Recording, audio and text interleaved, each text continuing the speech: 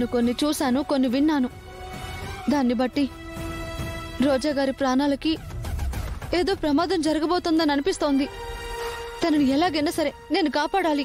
వాట్సా, నీ గురించి నువ్వేమైనా అడుగు, ఏమైనా చేయాలనిపిస్తుంది. తన గురించి ఆలోచిస్తావేంటి? ఏ తప్పు చేయకపోయినా ఆ రోజు నిన్ను మెడపట్టి బయటికి గెంటింది. అది మర్చిపోయావా? తనకి నువ్వు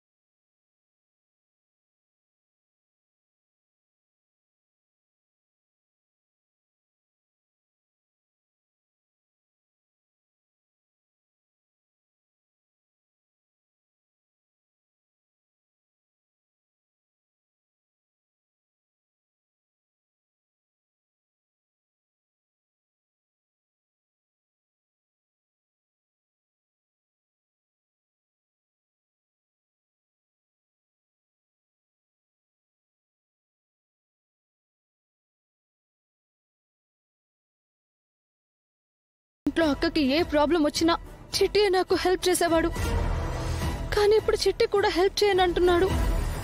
వాళ్ళు మాట్లాడుకునే దాన్ని బట్టి అక్క ప్రాణాలు తీయడానికి ఏదో పెద్ద ఎత్తునే ప్లాన్ చేశారు.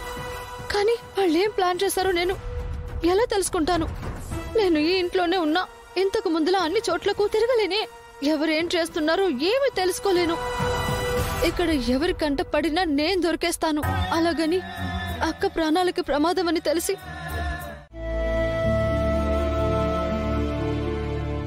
చందు, బాబు, అందరి ముందు అడగలేకపోయాను. నీకు దెబ్బలేం తగ్గలేదు కదా బాబు?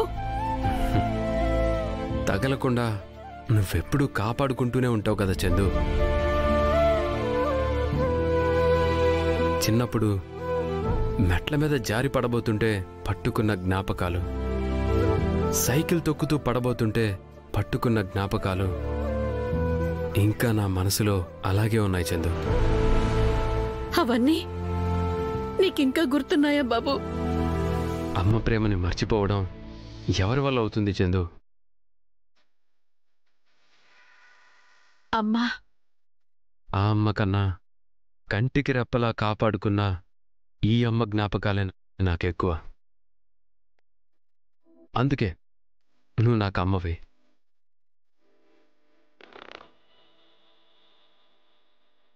Happy mother's day Chandu.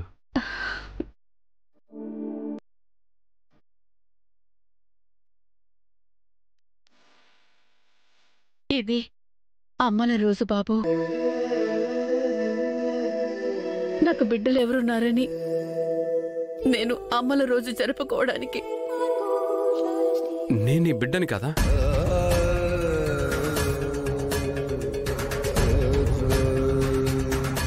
నువ్వు నన్ను బిడ్డలా చూడకపోతే నాకు నువ్వు అమ్మలా కనిపించేదానివే కాదు.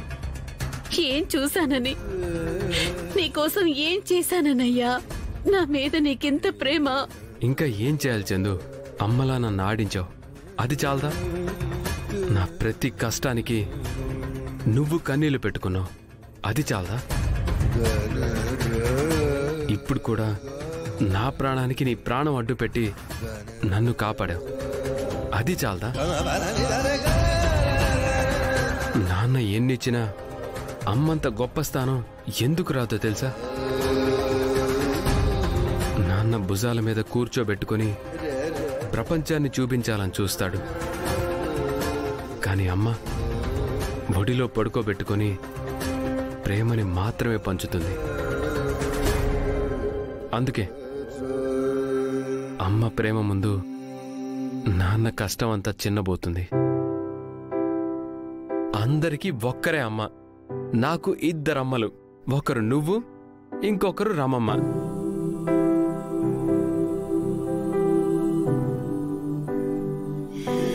ఎందుకో తెలీదు, ఆ అమ్మ కంటే నాకు ఈ అమ్మ అంటేనే ఇష్టం. తప్పు బాబు, ఎలాగైనా ఒప్పించడానికి చాలా ప్రయత్నించాను బాబు. ఎంత బ్రతిమలాడినా రానన్నారు. ఏం చేయాలో అర్థం కావట్లేదు. చిన్న మాట సాయం చేయడానికి కూడా రాను అంటుందా? రావాల్సిన అవసరం తనకి లేదు అంటుంది. ఎవరి కోసం రావాలి, ఎందుకు రావాలి అంటుంది. అన్యాయంగా ఒక అమాయకుడికి జైలు శిక్ష పడుతుంది అంటే అలా ఎలా అనగలుగుతుంది చామ్? రాజమహల్లో ఉన్న రాజకుమారి కదా తను. పేదవాళ్ల బాధలతో పెద్దగా పట్టింపుండదు.